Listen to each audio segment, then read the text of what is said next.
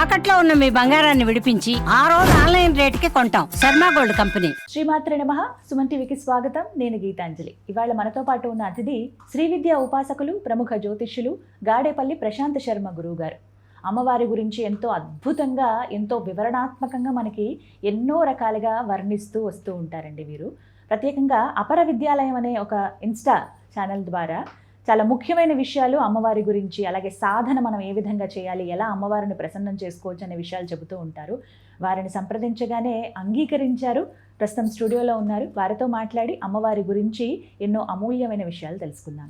గురుగారు నమస్కారం అండి. నమస్కారం. శ్రీమాత్రే నమః. శ్రీమాత్రే నమః. చాలా సంతోషం.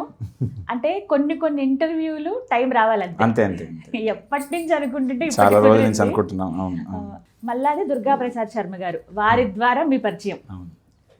వారిని ఒకసారి అడగగానే చాలా బాగా, ఎంత బాగా చెప్పారంటే మీ గురించి. అసలు అమ్మవారు అలా వచ్చి కూర్చుంటుందమ్మా, వారి సాధన అంత బాగుంటుందని చెప్పగానే మాకు అనిపించింది ఎప్పుడెప్పుడు ఇంటర్వ్యూ చేద్దామని. కానీ అమ్మ అనుగ్రహం ఇవాళకి కుదిరింది. అందుకే శర్మ గారికి ఫస్ట్గా ఆయనకి నమస్కారం చేసుకుని తర్వాత మీకు నమస్కారం చేస్తున్నాను. గురుగారు, మరి రాబోతున్నటువంటి గ్రహణం, చంద్రగ్రహణం ఉంది, హోలీ అంటున్నారు. ఈసారి హోలీ మీరేమి వేడుకగా జరుపుకోవద్దు అని కూడా చెబుతూ ఉన్నారు. అది కొంత భయంగా ఉంది. అమ్మో, ఎందుకు ఈసారి అలా జరుపుకోకూడదు, గ్రహణం ఏమన్నా భయాందోళన గురి చేసేలాగా ఉందా? ప్రత్యేకించి మరి ఇలాంటి గ్రహణ సమయంలో అమ్మవారి సాధన కానీ, జపం కానీ సాధారణంగా మాలాంటి వాళ్ళం ఎలా చేసుకోవచ్చు, అసలు చేయవచ్చా, చేస్తే కనుక ఎటువంటి మంత్రంతో సాధన చేసుకోవచ్చు తెలియచేయండి. ముందుగా అందరికీ నమస్కారం. ఇప్పుడు వచ్చేటువంటి ఈ గ్రహణం ఏదైతే ఉన్నదో అది హోలీ పండుగ రోజు వస్తున్నది. దాని గురించి మనం పెద్దగా భయపడాల్సిన విషయం అయితే ఏం లేదు. మనకి పూర్వకాలం, ఇప్పుడైతే అందరికీ ఆధ్యాత్మిక విషయాలన్నీ తెలుస్తున్నాయి కానివ్వండి, పూర్వకాలం వాళ్ళందరూ సాధకులందరికీ గ్రహణమే పండగ. ఇక్కడ హోలీ పండుగని కాదండి, మనకి గ్రహణమే చాలా పెద్ద పండగ సాధకులకి. ఎందుకంటే ఆ గ్రహణ సమయంలో వారికి దొరికేటువంటి ఆ పుణ్యకాలం ఏదైతే 1 గంట 2 గంటలు ఉంటుందో, ఆ పుణ్యకాలంలో వాళ్ళు చేయాలనుకున్నటువంటి సాధన మిగతా సమయాల్లో కంటే 1000 రెట్లు, లక్షల రెట్లు ఫలితం వస్తుందని గ్రంథాలే చెప్తున్నాయి, ఋషికారులే చెప్తున్నారు. దాన్ని అనుసరిస్తూ పెద్దవారందరూ కూడా గ్రహణం ఎప్పుడు వస్తుంది, గ్రహణం ఎప్పుడెప్పుడు వస్తుంది, అప్పుడు మేము తీసుకున్నటువంటి మంత్రాలన్నింటినీ కూడా ఆ సమయంలో ఆచరించి ఆ పూర్తి శక్తిని సంపాదించుకోవాలని చాలామంది దాన్నే పెద్ద వేడుకగా, ఒక సంవత్సరంలో గ్రహణాలు వస్తాయి, మరొక సంవత్సరంలో రావు, 2 సంవత్సరాలకు ఒకసారి వచ్చేటువంటి గ్రహణాల కోసం ఎదురు చూసేవాళ్ళు సాధకులు అది ఒక పెద్ద పండగగా చేసుకుంటారు. మనం ఇప్పుడు హోలీ అంత చేసుకున్న మన ఆంధ్ర రాష్ట్రంలో హోలీ పండుగను అంత వేడుకగా చేసుకుంటారో లేదో తెలియదు, కానీ గ్రహణాన్ని మాత్రం ఆంధ్ర రాష్ట్రంలో సాధకులు, ఉపాసకులు చాలా పెద్ద పండగగా ఎదురు చూస్తూ ఉంటారు. దాన్ని ఈ కాలంలో మనం ప్రతి ఒక్కరు కూడా మంత్ర సాధన చేస్తున్నారండి. ఎందుకంటే ఎందుకు ప్రతి ఒక్కరు మంత్ర సాధన చేస్తున్నారు, ప్రతి ఒక్కరు ఎందుకు మంత్ర సాధన చేయాల్సిన అవసరం వచ్చింది అనే దాన్ని మనం క్లుప్తంగా తెలుసుకోవడానికి ప్రయత్నం చేస్తే, పూర్వకాలంలో మనకున్నటువంటి స్వాములు కానివ్వండి, గురువులు కానివ్వండి, ఒక్కొక్క గ్రామంలో ఒక్కొక్క పండితులు, గురువులు ఉండేవాళ్ళు. వాళ్ళు ఎంత గొప్ప సాధకులు అంటే, ఎంత గొప్ప పండితులు అంటే, ఆ గ్రామంలో ఎవరికి ఏ కష్టం వచ్చినా వారు ఒక మాట చెప్పి 2 అక్షంతలు వేసి ఏం కాదు పో అని అంటే వారికి బాధలు తీరుతూ ఉండేవి. అలా గ్రామంలో అంత గొప్ప సాధకులు ఉండేవాళ్ళు, పండితులు ఉండేవాళ్ళు, నమ్మేవాళ్ళు. అవును, నిజంగా మనం వింటుంటాం ఏమని, పలానా పండితులు వస్తుంటే మనం లేచి నిలబడాలి, వారిని అంతగా గౌరవించాలి అని. ఎందుకు అంత గౌరవం సంపాదించుకున్నారంటే వారు అంత గొప్ప తపస్సు చేసేవాళ్ళు, అనుష్ఠాన బలం ఉండేది, నియమనిష్టలతో వాళ్ళ జీవితాన్ని సాగించేవాళ్ళు. కాబట్టి సామాన్య మానవులందరికీ కూడా ఈ సాధన చేసి వాళ్ళ కష్టాలని తొలగించుకోవాల్సిన అవసరం వచ్చేది లేదు. కానీ ఈ కలికాలం పెరిగిందనుకోండి, లేదంటే మిగతా దేశం తాలూకు కల్చర్ మన మీద పడుతుందనుకోండి, లేదా మన జీవన శైలి మారిపోయిందనుకోండి, లేదంటే గ్రహాలు ప్రతి ఒక్క మానవుని అత్యధికంగా పీడిస్తున్నాయి అనుకోండి, ఏ కారణమైనా సరే ఇప్పుడు మన జాతికి మూలకారకులైనటువంటి వాళ్ళల్లో శక్తి క్షీణిస్తుంది.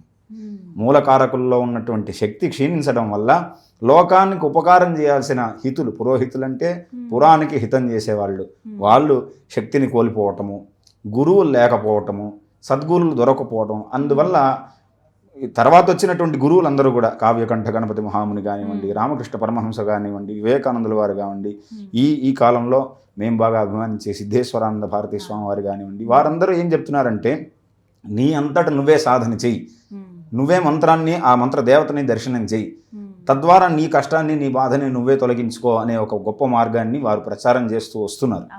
ఆ ప్రచారం చేస్తూ రావటం వల్ల మన ఆంధ్ర తెలంగాణ ఇరు రాష్ట్రాల్లో తెలుగునాట అత్యద్భుతమైనటువంటి సాధకులు తయారవుతున్నారు. దాని మీద చాలామంది పండితులు అపోహ పెడుతున్నారు, ఏమని మంత్రాలను అందరికీ చెప్పకూడదు, చెప్పొద్దు, ఆ మంత్రాలని బయటికి రాని తెలుసుకుంటేనే మీరు జపం చేయాలి, లేకుంటే వద్దని చెప్తున్నారండి. దాంట్లో ఏ సందేహం లేదు, గురువు ఖచ్చితంగా ఉండాలి. మరి మంత్రశాస్త్రానికి గురువు లేనిదే అవన్నీ అక్షరాలుగానే మిగిలిపోతాయి, అవి పుస్తకంలో ఉన్న పేపర్ లాగే మిగిలిపోతాయి. చిన్న సందేహం అండి, ఇప్పుడు ఒక మాట అంటారు, గ్రహణం మనకి కనిపిస్తేనే మనం ఆ నియమాలు పాటించాలి, ఆ సాధన క్రమాలన్నీ ఉండాలి, కనపడినప్పుడు చేయొద్దు అనేది తరచుగా వింటున్నమాట, ఇది నిజమా? అవునండి, గ్రహణము ఇప్పుడు వచ్చే మనకి 3వ తేదీ వచ్చే గ్రహణము అంత్యకాలంలో దర్శనం అవుతుంది. అంత్యకాలంలో కనపడుతుంది, ఖచ్చితంగా కనపడుతుంది. కానీ పూర్ణ గ్రహణం కనపడదు. పూర్తిగా మనకి మొదటి నుంచి చివరి వరకు గ్రహణ దర్శనం ఉండదు, చివరి అంత్యకాల దర్శనం మాత్రం ఉంటుంది.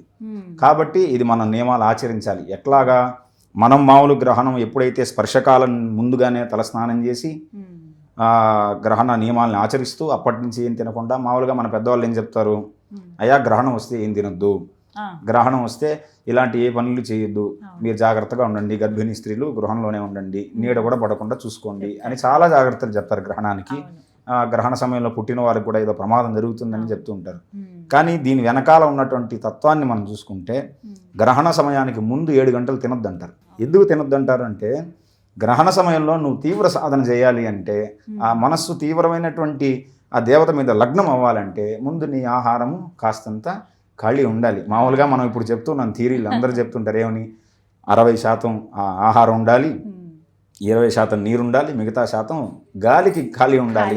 ఇది యోగి చెప్పిన సూత్రాలు, పతంజలి చెప్పిన సూత్రాలు అంటారు, చెప్పినవి. దాని ప్రకారం మనం చూసుకుంటే 7 గంటల ముందు తినేస్తే అది అరిగిపోతుంది, కాస్తంత శ్వాస పోవడానికి, మనసు నిగ్రహం కావడానికి, వీటన్నిటికీ సరిపోతుంది. కాబట్టి ఈ నియమాలన్నీ దానికి ఆచరించుకోవచ్చు. ఏ సాధన లేదు, మాకేం పని లేదు, నమ్మకం లేదనుకుంటే నువ్వు తినకపో, ప్రపంచానికి ఉపయోగం లేదు. సాధన చేసేవాడు మాత్రం 7 గంటల ముందే తినేయాలి, తర్వాత ఏం తినకుండా ఉండాలి.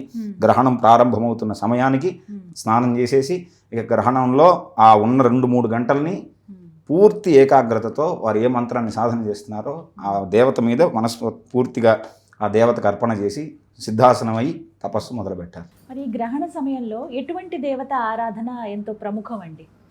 దేవతలందరి ఆరాధన కాదు ఇక్కడ, జపం మాత్రమే. జపము తర్వాత ఈ గ్రహణ సమయంలో మాత్రమే ఏ నక్షత్రం వారికి, ఏ రాశిలో అయితే ఈ గ్రహణం సంభవిస్తుందో, ముఖ్యంగా సింహరాశి వారికి జరుగుతున్నది ఇది.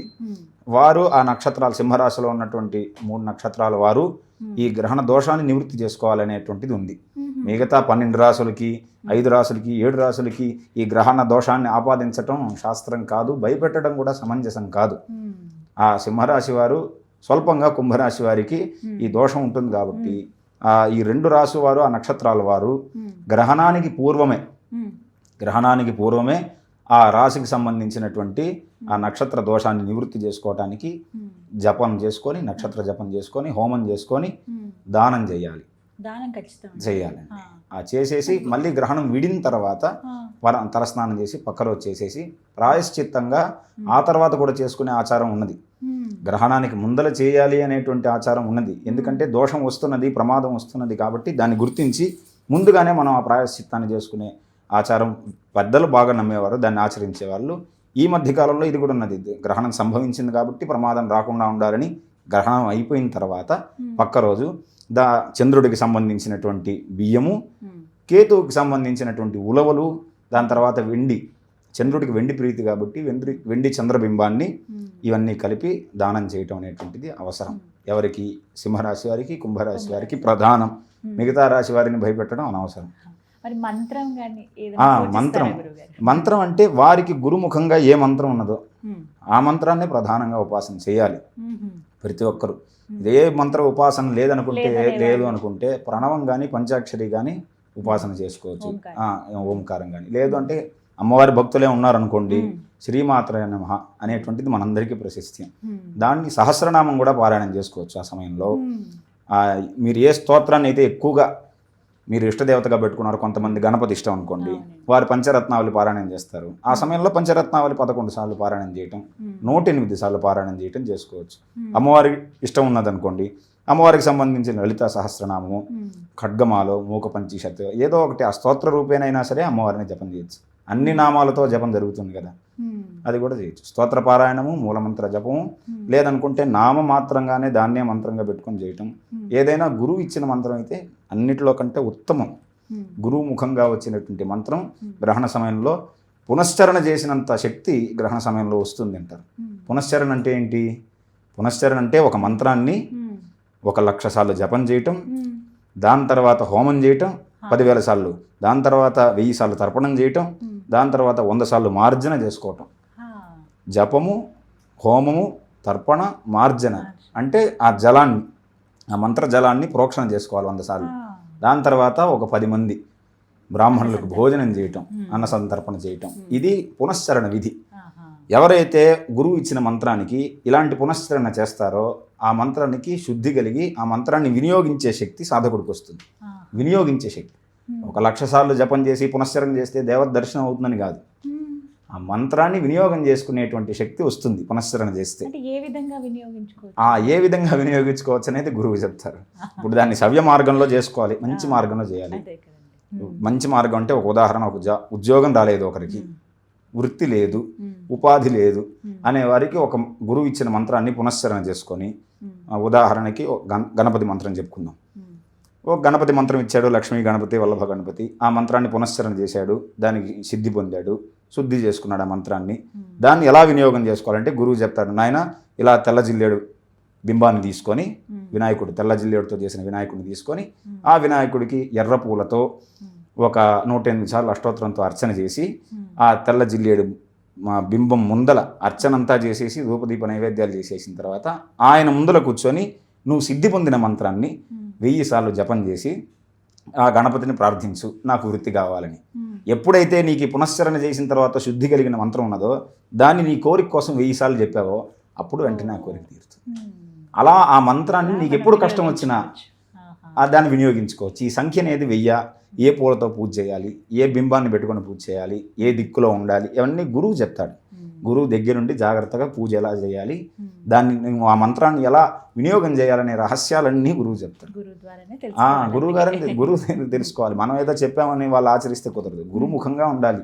నేను చెప్పింది కేవలం పైన పొరలో ఉన్నటువంటి కొన్ని విషయాలు మాత్రమే. ఈ మంత్ర సాధనలో ఆ మంత్రం సిద్ధించిన తర్వాత చాలా విషయాలు ఉన్నాయి, చాలా రకంగా వాడచ్చు. అందుకనే మనం పెద్దవాళ్ళందరూ మంత్రాన్ని ఎందుకు కాపాడుతున్నారంటే, ఇలా మంత్రం సిద్ధించుకున్న తర్వాత ఆ మంత్రంతో ఎన్ని రకాలుగా మనం వినియోగం చేయొచ్చు అనేటువంటి విషయాలు చాలా లోతుగా ఉన్నాయి. అది చెడ్డవాళ్ళకి వెళ్ళకూడదు, ముఖ్యమైనవి చెడ్డవాళ్ళకి వెళ్ళకూడదని కాపాడారు, ఇప్పటికీ కాపాడుతున్నారు. చాలా సంతోషం అండి. మాకున్న సందేహాలన్నీ నివృత్తి అయిపోయాయి. అయితే ఈ సాధనకి జపానికి సంబంధించి మరికొన్ని వీడియోస్లో మీ పర్మిషన్ చేద్దామని అనుకుంటున్నాను, దానికి అనుమతి ఇవ్వండి. తప్పకుండా. కానీ ఈ గ్రహణ సమయంలో చేయాల్సినటువంటి సాధన ఎలా చేయాలి, గురువుని సంప్రదించి ఏ మంత్రం తీసుకోవాలనేది చాలా చక్కగా వివరించారు. ధన్యవాదాలు గురువు. నమస్కారం.